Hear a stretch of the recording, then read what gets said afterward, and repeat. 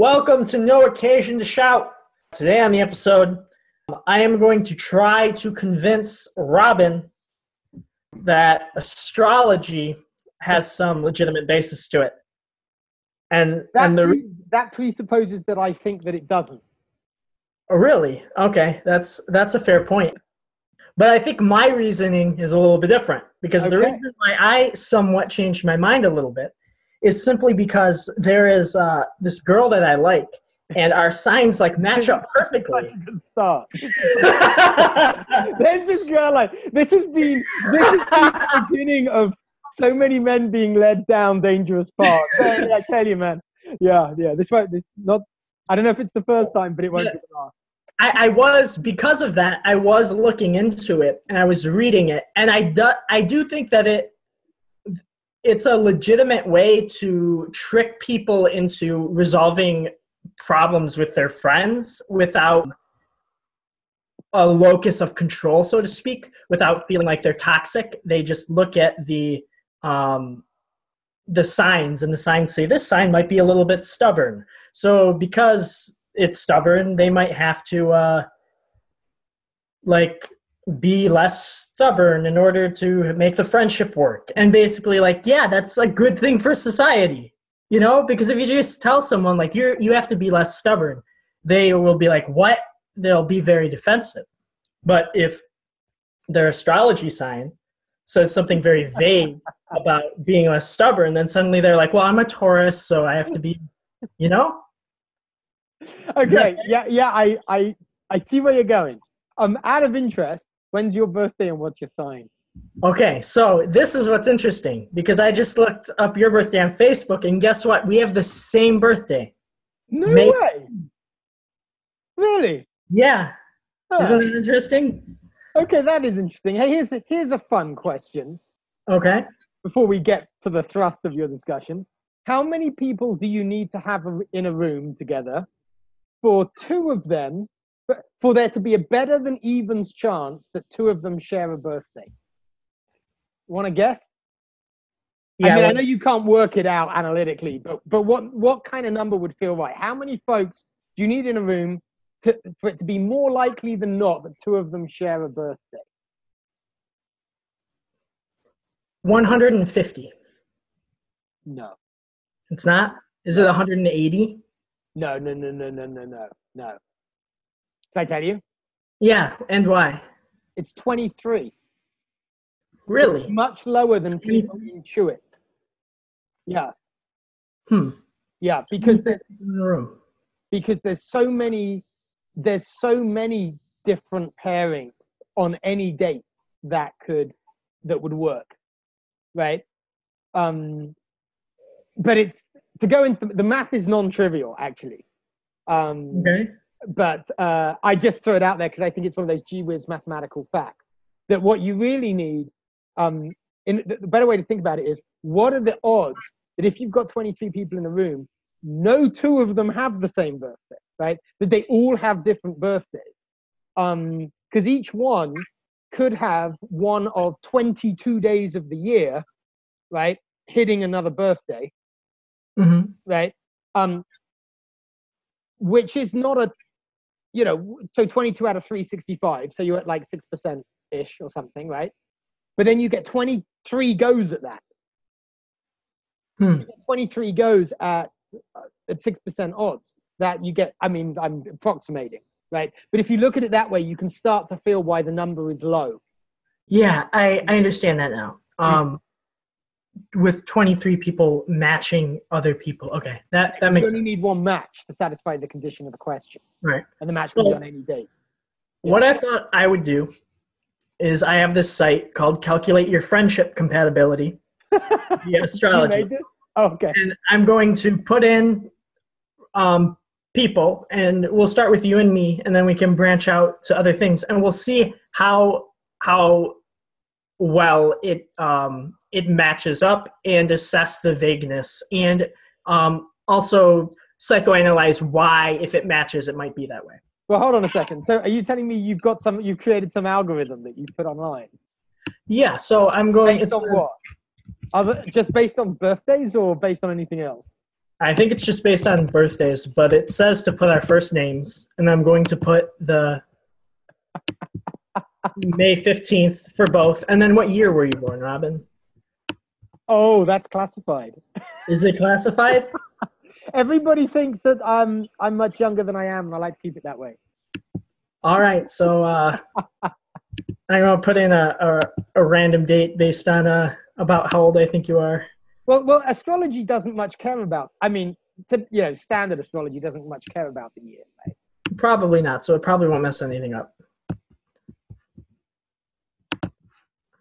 But you've got an issue with, is the compatibility of a pairing a function of similarity? Compatibility in many things isn't similarity, right? Like men and women are compatible sexually in many respects, at least physically, because we are not similar. It's in our dissimilarity. So compatibility doesn't match the similarity. So you gotta. That's very true. And also, however, I want to talk to you since you're. I mean, I didn't know. As always, I didn't know the topic you're going to bring up. But there's two big areas of discussion around this that I know about. One is basic experiments that have been done, or rather empirical studies, and the other is Jung and the I Ching, and what he had to say about the effectiveness of the I Ching, and what other psychologists have to say about it. Okay, Jung talked about astrology. Well, he talked about the psychology of the I Ching, and the points that he makes about that are relevant to this, to your example of why considering a general claim about your personality or situation can actually help you resolve personal difficulties. Is it because I'm going to take a guess here. Have you heard of Theseus's ship? Yeah. Hold on. Is Theseus was he the one that was strapped to the mast? No. It's a thought experiment composed by a philosopher about go ahead. Identity. It has to do with if you have a ship. I might be pronouncing Theseus wrong. If you have a ship and you replace one board of the ship, is it still the same ship? Oh, yes. Yeah, and then you keep going. So I think that a lot of personality is kind of like an act. You act out your personality based on what. Right. So you know the meaning of the word persona, right? Where that comes from the Greek for mask. Mm-hmm. Right. So the idea of personality is exactly that it is the mask you wear. That's what the word means. Yes. So if astrology tells you something about your behavior, then, and if you act that out, you can start mimicking a behavior. And I'm assuming that the astrology signs are kind of lined up to form like decent personalities of people, maybe, or like if someone is creating astrology and they're creating these personality types, aren't they going to create personality types that are kind of helpful? So if you wear that mask that the astrology is telling you to wear, it might benefit your life. If it tells you that you're... I don't think that's the case, and I don't think that it would. And I don't know that it could work that way. I mean, if it's the case that a personality description has just positive good things about being a person like different ways to be a good person, and then somebody were to try and mimic it, then okay, yeah, it might have them focused on things that are helpful for a better life or a happier life. But I don't think if people use astrology that way, I don't think in the main, I mean, there are some, I'm sure, that say, oh, I'm such a Taurus, oh yeah, I'm so stubborn. So they focus on that part of their personality, and what you focus on you make bigger. I mean, that's possible. There's a causal chain. Well, I don't think most people are doing that with astrology. People go to fortune tellers because they want direction in their life. But that's different from what you're talking about.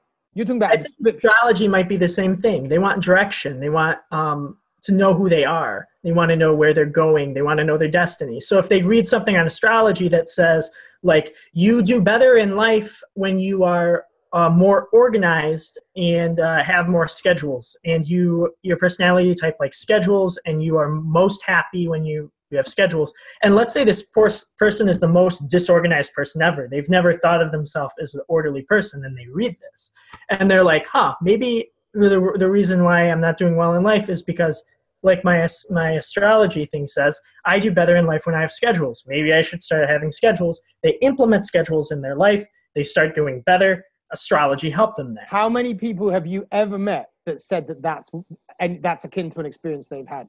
That they were one way. They read some astrological description that applied to them, maybe because of their birthday, and so that actually was prescriptive, was generally prescriptive.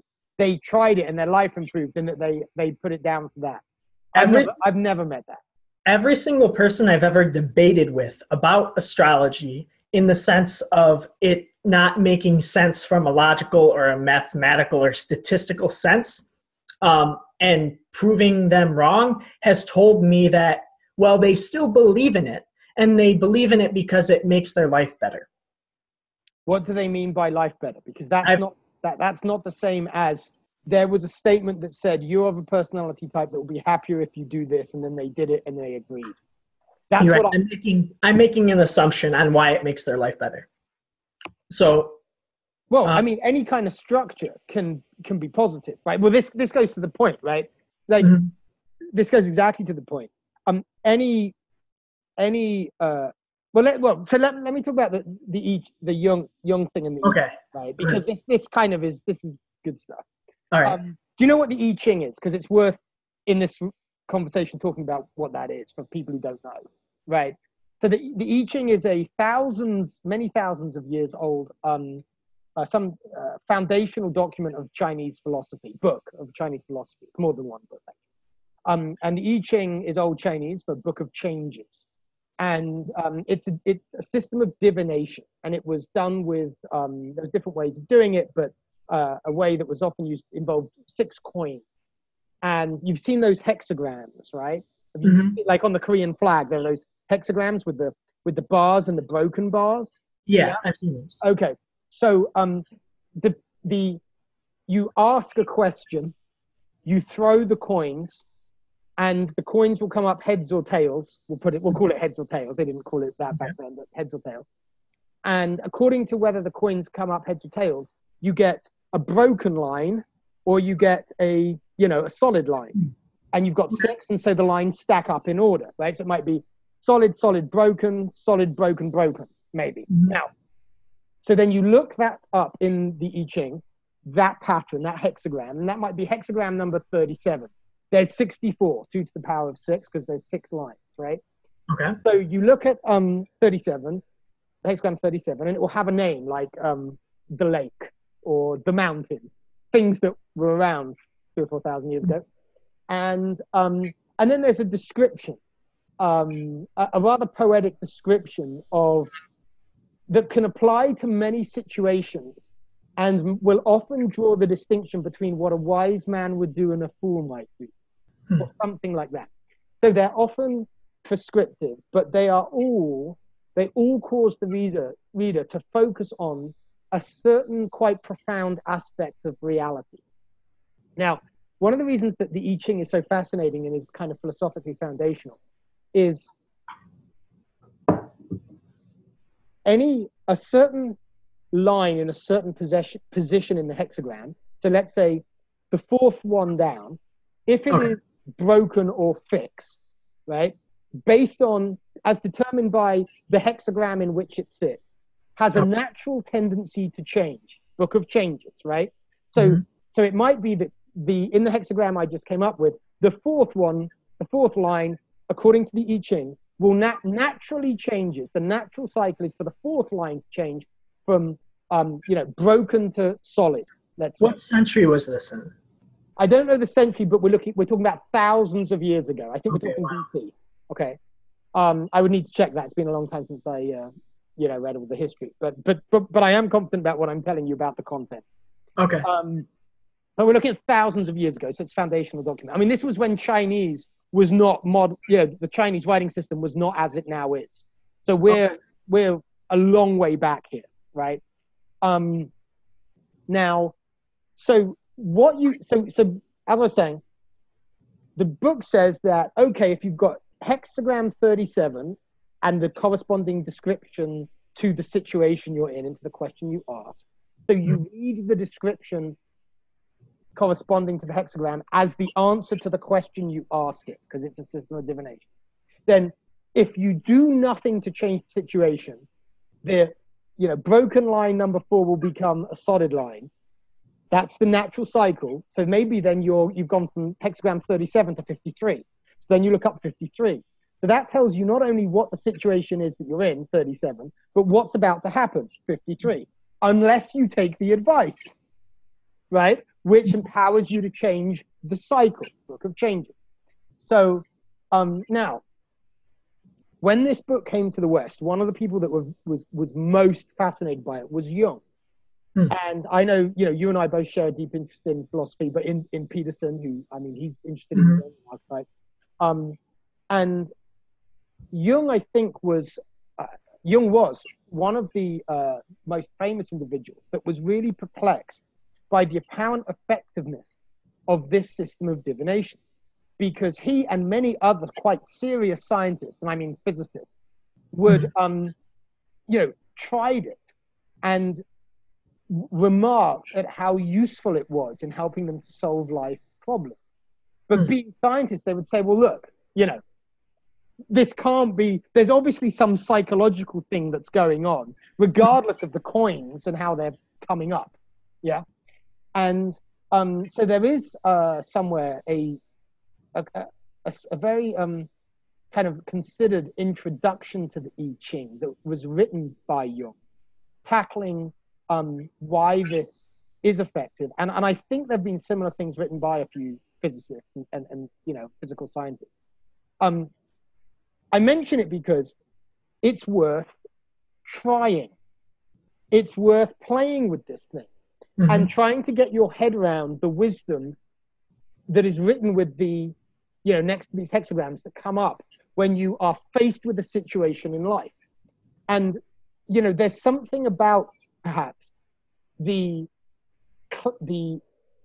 wisdom, the profundity of the observation that are offered along with every hexagram, that because they speak to fundamental aspects of reality about how nature works and about, most importantly, how human beings work, that if you stop and engage the advice and you consider how it could apply, you're bound to be in a better situation than if you were just flailing around, not knowing how to deal without any kind of order or discipline in your analysis of the situation that you're in. So it's not necessarily the specifics, the accuracy of the specifics of what is being said about the situation. Because there's an interpretation process that it engages you in. Okay. Because there's an interpretation of what it means, and because of the vagueness of it, and it's the indeed. Now the I Ching is kind of much more specific in some respects than certainly than if you pick up a newspaper, and you read a weekly astrology column. It's got a lot more to say. It's much deeper. It's more specific, and yet it appears that these 64 hexagrams, whilst having specific applicability, always are profoundly applicable whenever you encounter one and try and apply one. I mean, the Bible is pretty much the same way. If you look at the Bible as a psychology book of teaching moral lessons, it's a similar concept. I think people would say of the Bible, though, that there's a lot more just narrative that isn't really applicable unless you really bring the meaning to it. Yeah, you have to really bring the meaning to it. I think it's similar to stories. You have to pick up the lessons from the stories. This is Peterson and the meta-narrative. Yeah, it's all Peterson. So I just remembered a scene from Avatar: The Last Airbender. I've talked about this show before. Yeah.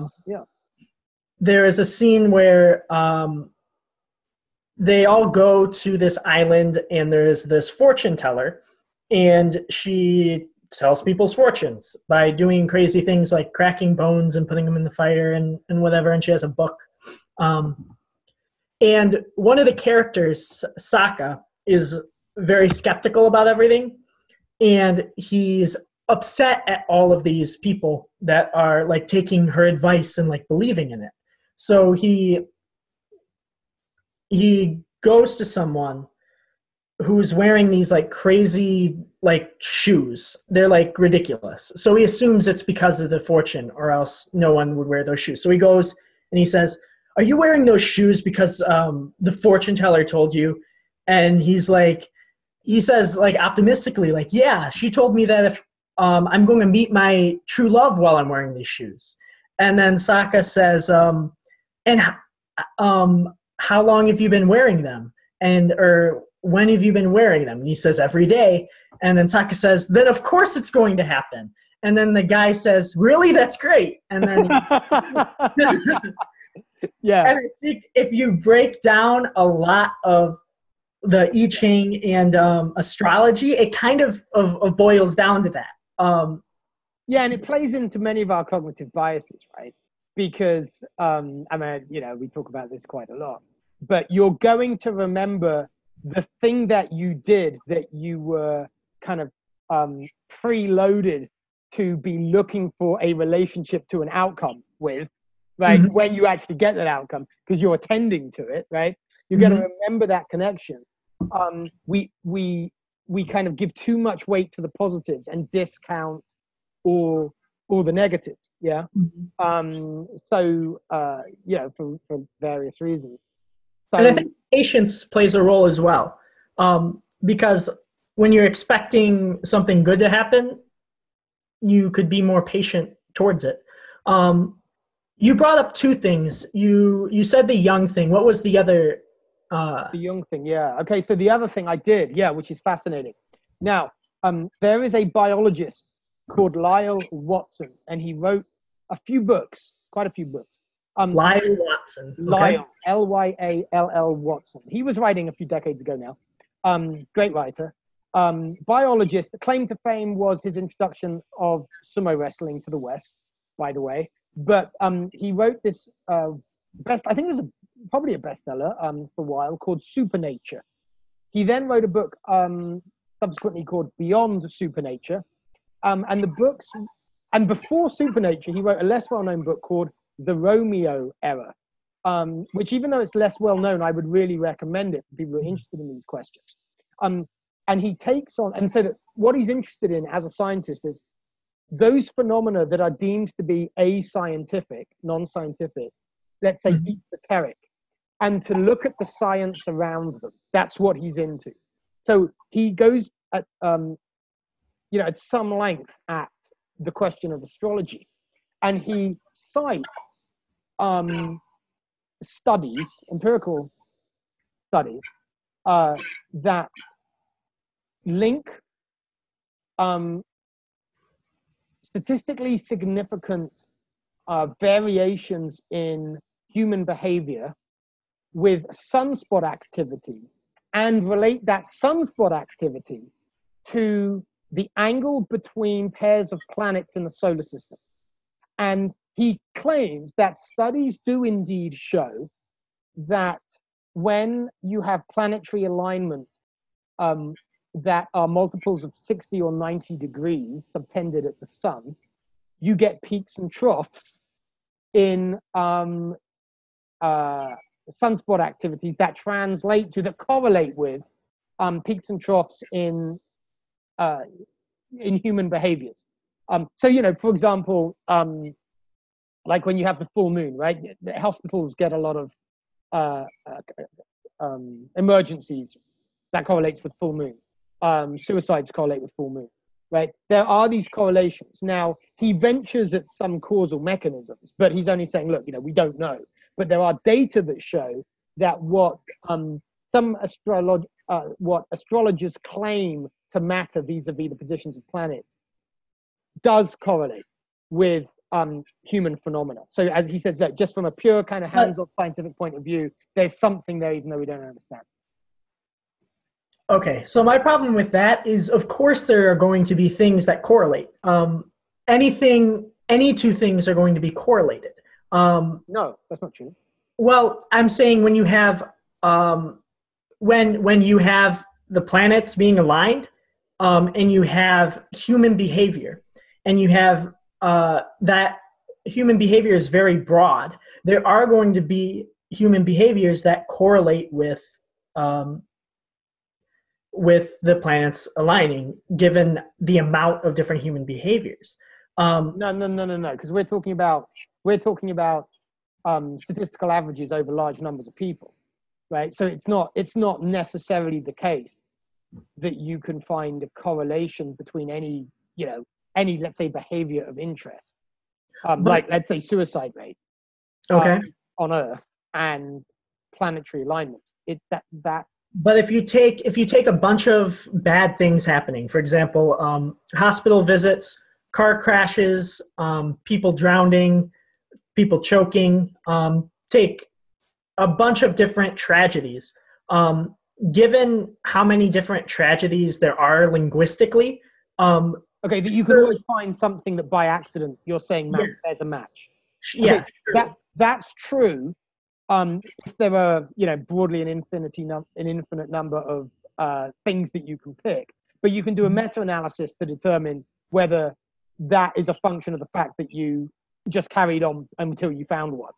Right? I mean, that's statistically treatable as well. Yeah, which I would guess would be the what happened. But I guess there's no way to prove that. Now, that would be my guess. There was another thing though, which kind of is also related to that. Okay. I remember being fascinated. I have never forgotten this by in Britain, where, as you know, I'm from. The Times newspaper would publish annually. It was called Britain's Rich List, and it was just like a thing that they did. They were known for it.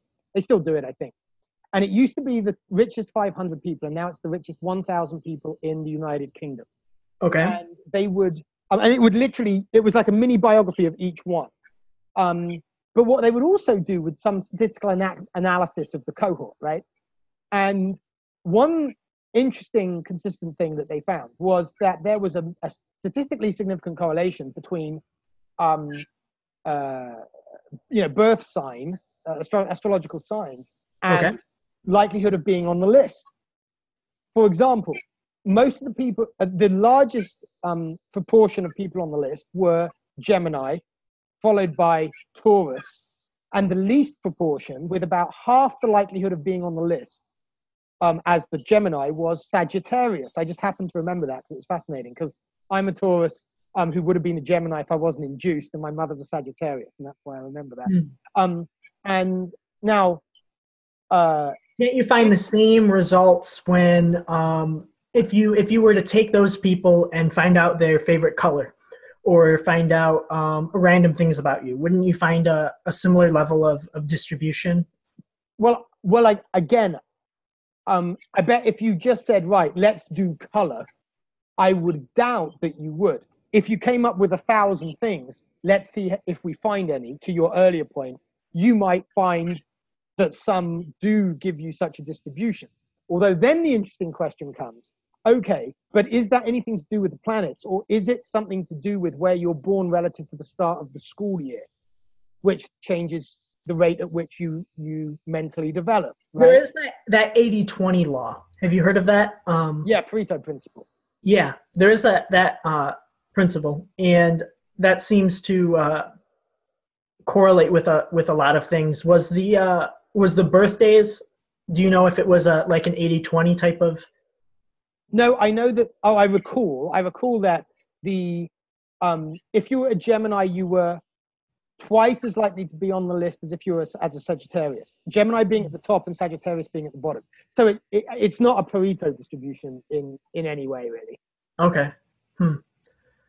I had another point I was going to make, but I forgot it. That happens to me all the time, mate. All the time. Yeah. Well, what about your? Let's go back to your little online algorithm thing that we started with. So it says that you and I have a 92% friendship compatibility, and based on. So tell me how your algorithm works. No, this is from astrotheme .com, ASTROTHEME.com. And I don't know what algorithm. It's using some sort of astrology. Okay, you know what? So if it's 92%, then at most, in a way, we could say no. Then the fact that we share an actual birth date but not a year doesn't, only accounts for some part of the output, right? I wonder if the gap between the years determines that 8%, that small other bit. Either try it. And I wonder if they go in that there's something about the multiple of 12, because in Chinese astrology, if you're 12 years away from somebody, right, then you are the same. It's like the year of the tiger, the year of the dragon, the year of the rabbit, whatever, right? You would be the same year. So if I wonder what would happen if you pick a year for my birth that's 12 years away from you, and then you pick years away from me. And then pick a year for my birth that is 6 years away from you, and then let's see what differences it gives. But I'm sure this whole thing is pointless. I don't think there's any value in this whatsoever.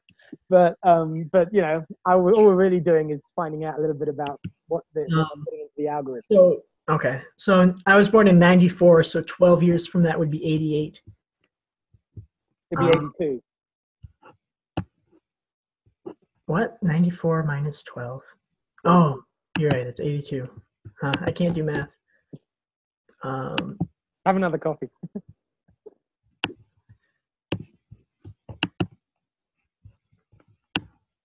89%. It's lower. Oh, okay.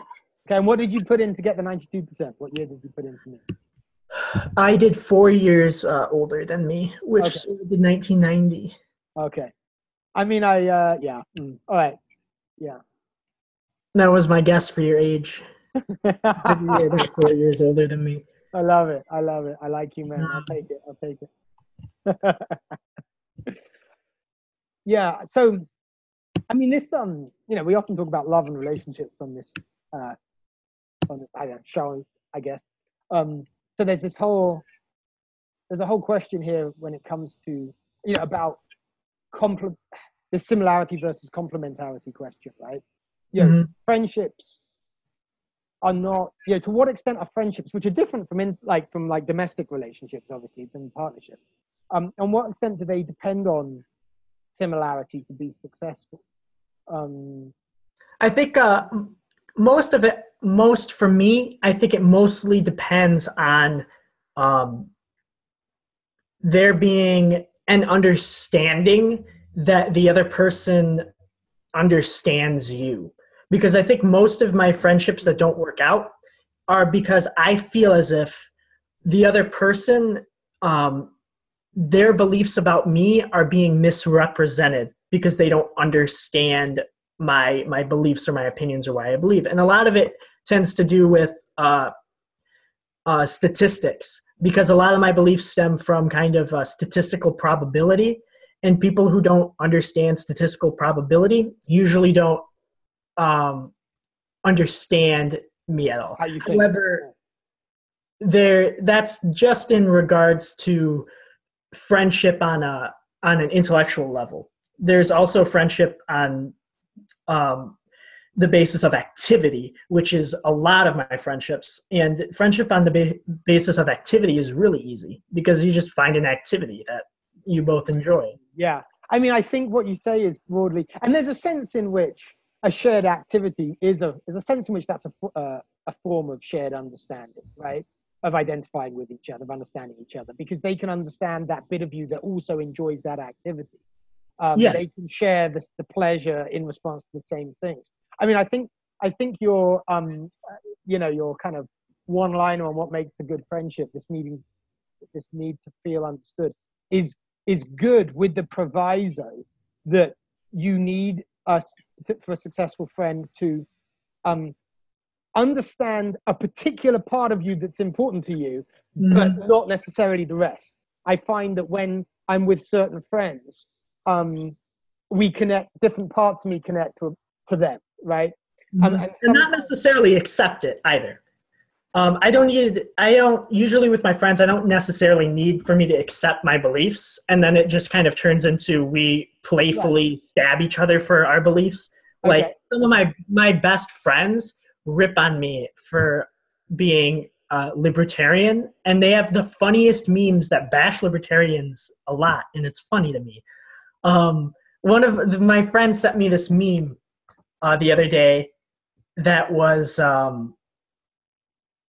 this libertarian like yelling like you can't give things 50% off or something like or you can't do that, that doesn't mathematically add up, look up Austrian economics, something like that. And then there is this cashier at Best Buy and they're like, look, do you want the deal or not? Yeah, we know those folks. So hold on, I'm just curious because funny you should mention that because I asked a question on social media this week that went I something think I like, read that. hmm? I Oh, think I read that. the poll about Mm-hmm. the label. So I was going to ask you, you've just voluntarily self-identified as a libertarian. That's something you do easily in public, right? You're comfortable with that label. No, other people Oh, identify me as a libertarian. okay, yeah, different, isn't it? Yeah. Yeah, it's Um, interesting. I've noticed that when because of what I do, right? And I mean, as you know, I'm often in rooms with people who are very politically active, very politically concerned. I certainly self-identify as someone who's passionate about liberty, the liberty movement, so on and so on. And so it's very interesting to be in a room where someone has a label and then they include you in it. And it may be one you're comfortable with and it may not. And then if you're not, if it's one that you might be like, well, it's a good enough approximation for the purposes of what this guy is trying to say. I'm not going to stop this. I'm not going to say, hold on a second, because that will have, greater consequences you don't want. It's something I often find myself uh, kind of on the receiving end of, actually. And it's not always the same label. It might be, different label. But, it's interesting. Obviously, most people read others just like they read books and listen to news shows in a way more determined by their own paradigm than the paradigm out of which the content is coming. But that's something we discuss. yeah, I've never really been a fan of labels. I'll use them. I'm comfortable with saying that I'm a libertarian. I guess I would just say more accurately if someone asked me what my beliefs were, I would say that I like to look at the increasing amounts of data that play into the world that every day are changing, and my opinion changes, and I'm very A bit of a political uncertain. empiricist. Yeah, Yeah, I, I called I Andrew want more Yang. information. Yeah, no, absolutely. Here. I mean, I called Andrew Yang an empiricist on my interview with him. Mhm. And yeah, up to a point anyway. And he seemed very satisfied with that. He said, "I like that. I might use that." I mean, I was using it as a compliment. Empiricist. Okay, Yeah, yeah. I I mean, like that one too. it's kind of it's in a way it's data driven, right? It's being data driven. That's all I mean Yeah. by my loose use. Um, but and then again, also data can be wrong. So I think looking at the outcomes of certain data sets and comparing the data set prediction, like the hypothesis to the Mm, mm. conclusion, is important too. Right. Well, Um, that's induction, right? That has a name. That's called induction. induction. All right. Induction, which is where you generalize from the specific. You try and draw rules out of a particular. This is like kind of like philosophy of science 101. I remember at the beginning of my Oh, philosophy okay. of science courses at Cambridge, they talked to you about, and I spent some time on this. I found this quite interesting. The Hmm. problem of induction. Which in its crudest form that they always give you in the philosophy lectures is the sun has risen every day, therefore the sun rises every day, therefore the sun will rise tomorrow. Right? Not logically supportable, but we do it all the time, and if we didn't do it, we wouldn't be able to leave the house in the morning, right? Mhm. So the philosophers of science are very exercised by that, and it's called the problem of induction, actually. All right. It's about looking. So astrology. What do you guys think about astrology?